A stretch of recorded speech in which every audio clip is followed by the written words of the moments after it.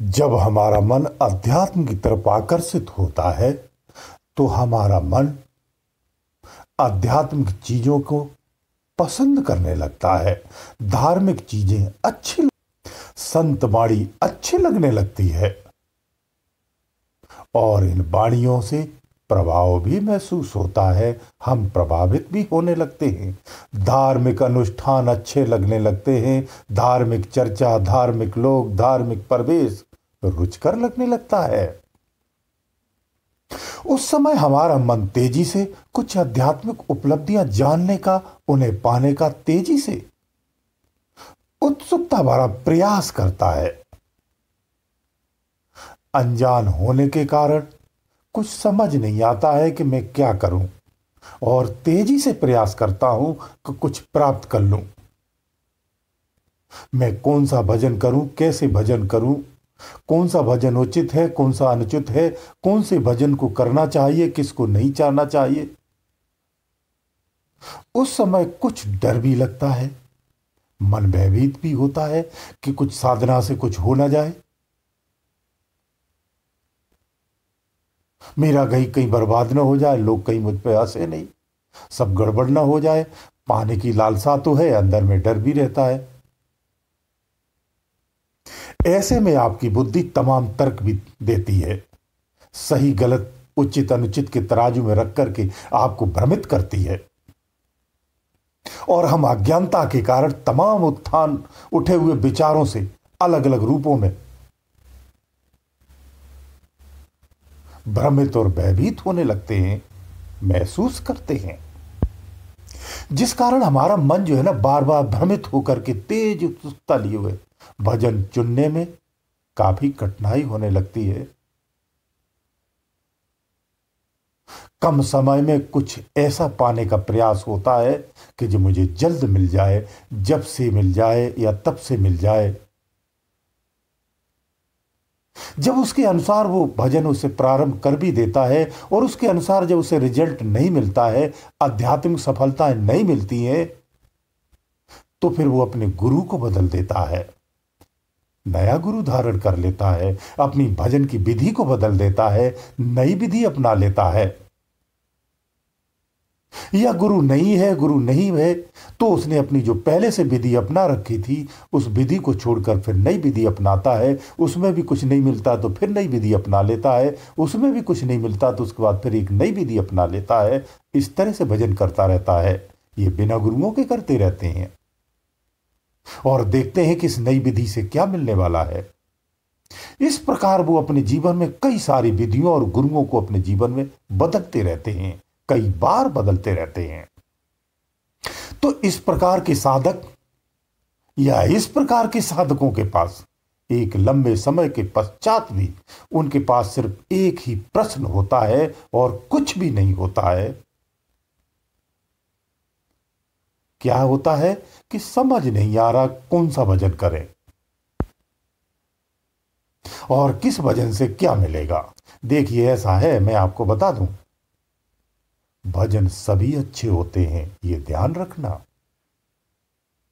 सभी विधियां उचित होती हैं, ये भी ध्यान रखना। आप अज्ञानता के कारण भटके हुए हैं। आपने वास्तव में सही साधनाएं नहीं की हैं, सही भजन नहीं कर पा रहे हो। आपकी मानसिक स्थिति में संसार भरा हुआ है, उसे नहीं त्यागा है। क्योंकि आप जानते हैं, यह भी आप अंदर से जानते हैं, भजन की और भक्ति के लिए कोई आध्यात्मिक नियम कानून नहीं होता है, यह आपको भी पता है। इसके बाद आपका भाव, निष्ठा, सच्ची लगन, समर्पण, यह सब आपके अंदर में ईमानदारी से होना चाहिए। इसी से ही सब प्राप्त होता है। विधियां आप कुछ भी अपना लो, भक्ति बहुत कारगर होती है, आपको मालूम है, इससे रिजल्ट आता है, लेकिन आप नहीं उठा पा रहे हो। तो कहीं ना कहीं आपके अंदर में कमी होती है। भक्ति में कमी नहीं होती, भगवान में कमी नहीं होती है। उस विज्ञान को आप चैलेंज नहीं कर सकते हैं। तो फिर आप कोई भी भजन कर सकते हैं। आप गाना गा के भजन करें या याद करके भजन करें, दास भाव से भजन करें, सखा भाव से भजन करें, श्रवण भाव से भजन करें, श्रृंगार करके भजन करें, वंदना करके भजन करें, चरणों की सेवा करके भजन करें, या फिर चुपचाप आंतरिक भाव में मन ही मन मनन करके भजन कर सकते हैं, या फिर समाधिष्ट होकर के उसका चिंतन कर सकते हैं, उसे याद कर सकते हैं, उसकी खोज कर सकते हैं। आप किसी भी विधि को अपनी सुविधा के अनुसार अपना सकते हैं। ये आपको पूर्ण स्वतंत्रता है। भगवान आपका है, हम सबका है। वो किसी भी खास समुदाय, मजहब, धर्म या जात से नहीं है, और ना ही किसी से बंधित है, ना ही समर्थक है। जो सभी प्रकार की जाति, धर्म, धारणाएं, विधियों, रूपों, क्रियाओं, संख्याओं, भावनाओं और विचारों के परे में है, उसे पाने का सबका बराबर का अधिकार है। वो किसी एक का कदापि नहीं हो सकता है। ये बहुत ही मानवीय छोटी सोच होती है। जिसे अपना भगवान कहा जाता है, वो सर्वत्र है, सबका है। आप धरती के किसी भी भाग पर निवास करते हो, आप जहां भी बैठे हैं, जैसे भी बैठे हैं, उसको याद कर सकते हैं। याद करके देखिए, उसका आप भजन कर सकते हैं। भगवान तो आसमान की तरह, प्रकाश की तरह हर स्थान पर मौजूद है। सूर्य की रोशनी की तरह वो समान रूप से सबको देखता है। वहां न कोई जाति है, न कोई धर्म है, न कोई मजहब है, न कोई श्रेष्ठ है, ना कोई दरिद्र है। सब रूप एकता के हैं, समानता के हैं। अगर आप शरीर से, ज्ञान से सक्षम हैं या नहीं हैं, अगर दोनों से नहीं हैं, तो समाधिष्ट अवस्थाओं या समाधिष्ट साधनाओं को, जाप साधनाओं को संभल कर करना चाहिए। यह मैं आपको एक सलाह भी देता हूं, क्योंकि इनके परिणाम बुद्धि के या समझ के परे के होते हैं, इसलिए कह रहा हूं। बल्कि गुरुओं का चुनाव करके ही करना चाहिए, यह यथाउचित है। यह साधना वाकई में गुरु सानिध्य की ही साधनाएं होती हैं।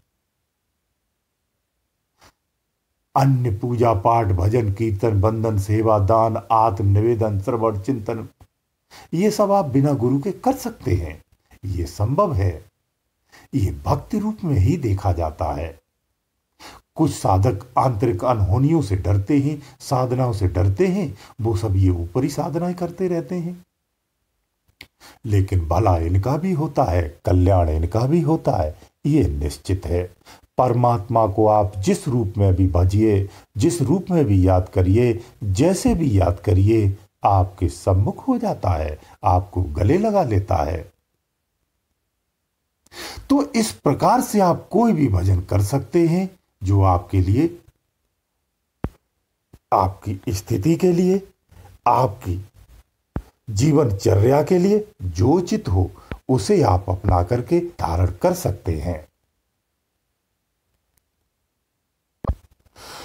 जब तक हम अपनी वास्तविकता से भिन्न रहते हैं, उस परमात्मा को प्राप्त नहीं करते हैं, तब तक हम मानव स्वरूप में भी, मानवों की भीड़ में भी, हर मानव एक दूसरे से अपने आप को भिन्न महसूस करता है। जबकि समस्त मानव की कुदरती जो नेचर होता है, कुदरती जो क्रियाएं होती हैं, सबकी समान है, सबके समान अंग हैं, सबकी समान दृष्टि है, सबका समान स्वभाव है, सबकी कुदरत की जो क्रियाएं हैं समान रूप से ही संचारित होती हैं। सभी भोजन करते हैं, सभी की आंखें होती हैं, सभी के मुख होते हैं, सभी की इंद्रियां समान होती हैं। लेकिन फिर भी अज्ञानता के कारण मानव एक दूसरे से स्वयं को भिन्न मानता है। यही सर्वश्रेष्ठ अज्ञानता कही गई है अध्यात्म की भाषा में। इसी रहस्य को जानना होता है जो अंदर में छुपे हुए। जब रहस्य को आप सम्मुख हो जाते हैं, जान जाते हैं, तो ये समस्त प्रकार का जीव भाव ही नष्ट हो जाता है और समस्त संसार के जीवों के रहस्य को जान जाते हैं। ऐसी अवस्था में ही फिर समानता दिखती है। वास्तव में वही साधक जान पाता है कि समानता, एक रस, ये सब क्या है, एकता ये क्या है, इनके वास्तविक मायने, वास्तविक अर्थ और प्रभाव सहित, क्षेत्र सहित सदृश्य जान पाता है। ऐसे साधक श्रेष्ठ साधक होते हैं। हर जीव को इसके लिए नित प्रयास करना चाहिए। यही मानव मूल्य का मुख्य उद्देश्य भी यही है। जो नशे के आदी हैं, वो एक बार भक्ति का नशा चख करके तो देख लें, संसार के सारे नशे फीके पड़ जाते हैं, जिन्हें आप हमेशा हमेशा के लिए त्याग देंगे। जो वास्तविक ज्ञान को नहीं जान पाता है, वही संसारी मद में चूर रहता है। ये हमारी बहुत ही छोटा दृष्टिकोण होता है। यही हमारी बहुत छोटी समझ में कर्म हो जाता है। अज्ञानता के कारण ही ऐसा होता है। जब आप आध्यात्मिक ज्ञान को जागृत करते हैं, तो आप अपनी वास्तविकता को, विशालतम स्थिति को जान जाते हैं। फिर आप क्षेत्रज्ञ नहीं रहते हैं, आप विशाल और सर्वज्ञ हो जाते हैं। बस इतना ही करना है कि अंतर में अपने प्रभु को आंतरिक रूप से याद करना है। कुछ नहीं करते सकते हो तो सिर्फ इतना ही करिए कि आंतरिक मनन करते रहिए। इससे भी आपका बेड़ा पार हो जाएगा। गुरुदेव दयालु।